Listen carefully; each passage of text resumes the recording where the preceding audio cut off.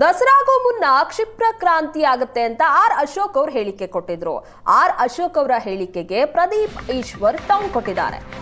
ಅಶೋಕ್ ಒಬ್ಬ ಜ್ಯೋತಿಷಿ ಅಂತ ಪ್ರದೀಪ್ ಈಶ್ವರ್ ಹೇಳಿದ್ದಾರೆ. ಅಶೋಕ್ ಜ್ಯೋತಿಷ್ಯಾಲಯ ಪದ್ಮನಾಭನಗರ. ಅಶೋಕ್ ಜಾತಕದಲ್ಲಿ ಶನಿ ಇಲ್ಲ, ಶಕುನಿಗಳಿದ್ದಾರೆ. ಅಶೋಕ್ ಕುರ್ಚಿ ಅಲ್ಲಾಡ್ತಾ ಇದೆ, ಅದರ ಭವಿಷ್ಯ ಏನು ಅಂತ ಪ್ರಶ್ನೆ ಮಾಡಿದ್ದಾರೆ. ಅಶೋಕ್ ಜಾತಕದಲ್ಲಿ ಶನಿ ಇದ್ದಿದ್ರೆ ಸಹಾಯ ಮಾಡ್ತಿದ್ದೆ, ಅಕ್ಕಪಕ್ಕ ಶನಿಗಳಿದ್ದಾರೆ, 3 ತಿಂಗಳು ಮಾತ್ರ ಇರ್ತಾರೆ. ಅಶೋಕ್ ವಿರುದ್ಧ ಪ್ರದೀಪ್ ಈಶ್ವರ್ ಈ ರೀತಿಯಾಗಿ ಕೆಂಡಾಮಂಡಲರಾಗಿದ್ದಾರೆ.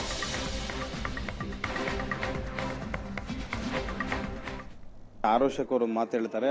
ಸೊ ದಸರಾ ಉದ್ಘಾಟನೆಯನ್ನ ಬೇರೆ ಸಿಎಂ ಮಾಡ್ತಾರೆ, ಸರ್ಕಾರ ಇರಲ್ಲ ಅನ್ನೋ ನಿಟ್ಟಿನಲ್ಲಿ ಪ್ರತಿಪಕ್ಷಗಳು ವ್ಯಾಪಕವಾಗಿ ಟೀಕೆ ಮಾಡ್ತಿದ್ದಾರೆ. ಇದ್ರ ಬಗ್ಗೆ ಹೇಳೋದು, ನಾನು ಅಶೋಕ್ ಅವ್ರಿಗೆ ಒಂದು ಪ್ರಶ್ನೆ ಕೇಳ್ತೀನಿ.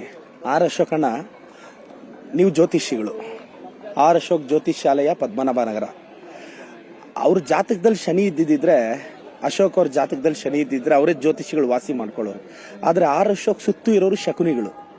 ಸೊ ಅದೇನ್ ಮಾಡ್ತಾರೋ ಗೊತ್ತಿಲ್ಲ. ಈಗ ಅಶೋಕ್ ಅವ್ರ ಚೇರೆ ಅಲ್ಲಾಡ್ತಿದೆ, ಅದ್ರ ಭವಿಷ್ಯ ಏನಾಗುತ್ತೆ ಅಂತ ಅಶೋಕ್ ಅಣ್ಣಾಗ ನಾನು ಕೇಳ್ತೀನಿ. ಅಶೋಕ್ ಅಣ್ಣ, ನಿಮ್ಮ ಜಾತಕದಲ್ಲಿ ಶನಿ ಇದ್ದಿದ್ರೆ ಪಾಪ ನಾವು ಸಹಾಯ ಮಾಡ್ತಿದ್ವಿ. ನಿಮ್ಮ ಅಕ್ಕಪಕ್ಕ ಶಕುನಿಗಳಿದ್ದಾರೆ ನಿಮ್ಮ ಪಕ್ಷದವರು, ಅದೇನ್ ಮಾಡ್ತಿರೋ ಮಾಡಿ ಅಂತ.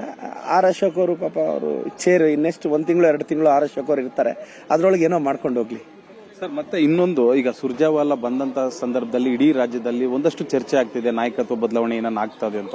ತಮ್ಮನ್ನು ಕೂಡ ಒಂದಷ್ಟು ಟೈಮ್ ಕೊಟ್ಟು ತಮ್ಮ ಬಗ್ಗೆನೂ ತಮ್ಮ ಬಳಿಯೂ ಚರ್ಚೆ ಮಾಡಿದ್ದಾರೆ. ಸೊ ಏನ್ ಚರ್ಚೆ ನಡೀತು, ಏನೆಲ್ಲ ಆಯ್ತು ಸರ್? ಸರ್ ಏನಿಲ್ಲ, ನನಗೆ MLAಗಳಿಗೆ ನಮ್ದು ಅಸೆಂಬ್ಲಿ ನಂಬರ್ 141 ಅದ್ರ ಪ್ರಕಾರ ಕಲಿದ್ರು ಹಳೆ ಮೈಸೂರು ಭಾಗದಲ್ಲಿ. ನನಗೊಂದು 5 ರಿಂದ 6 ಪ್ರಶ್ನೆ ಕೇಳಿದ್ರು. ಗ್ಯಾರಂಟಿ ಯೋಜನೆಗಳ ಅನುಷ್ಠಾನ ಹೇಗಿದೆ, ಸಾಮಾಜಿಕ ವಿಚಾರ, ರಾಜಕೀಯ ವಿಚಾರಗಳೇನಿದೆ ಅಂತ, ಅದ್ರ ಬಗ್ಗೆ ಎಲ್ಲ ಉತ್ತರಿಸಲಾಯಿತು.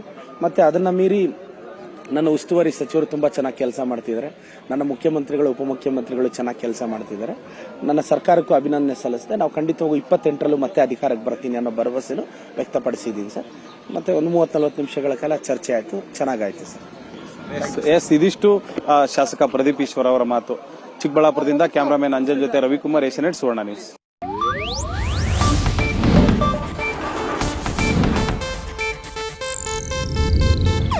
ಇದು ಏಷ್ಯಾನೆಟ್ ನ್ಯೂಸ್ ನೆಟ್ವರ್ಕ್ ಪ್ರಸ್ತುತಿ.